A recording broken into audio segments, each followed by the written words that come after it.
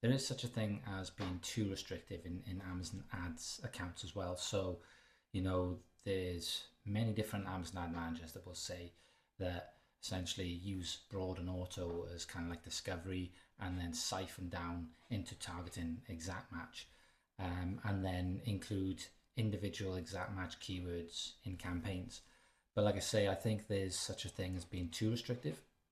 And sometimes there's something to be said about just embracing the chaos in the ads and just having a bunch of different auto campaigns and a bunch of different broad campaigns and just like ASINs expanded and just testing and experimenting and seeing what works. And I think, like I say, if you're being too restrictive and you're just narrowing down your focus to what you believe is right and something that another ad manager has told you, then often you could be leaving money on the table.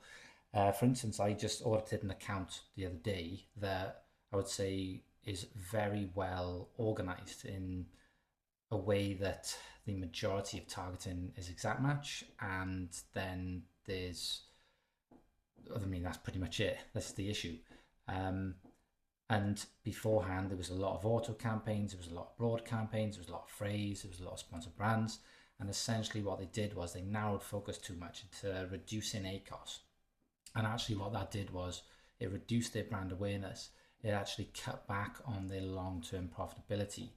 And actually now, like the brand and multiple products are, they're plateauing. They need now to just kind of throw different types of targeting at the account. Test out phrase, test out broad, test out ASINs expanded, test out category targeting, test out sponsored brand videos, and just, or even sponsored display, and just see what works.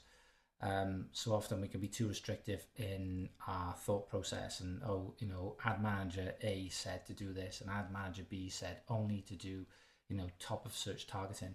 And at the end of the day, every single account is different, every single product is different, and I've managed so many different products and so many different accounts across different marketplaces, and often there is not one thing that will fit every single product or account. Not everything will work.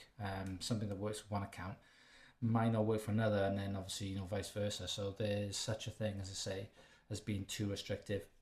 And I think my methodology on ads has changed over the years, just because like as the algorithm changes, you have to be able to adapt to what's working at the time, and also just be open to saying this no longer works, or now this does work. But the only way you're going to get to that point is by just continuously experimenting, until you find the sweet spot, and then from there, then obviously you can optimize.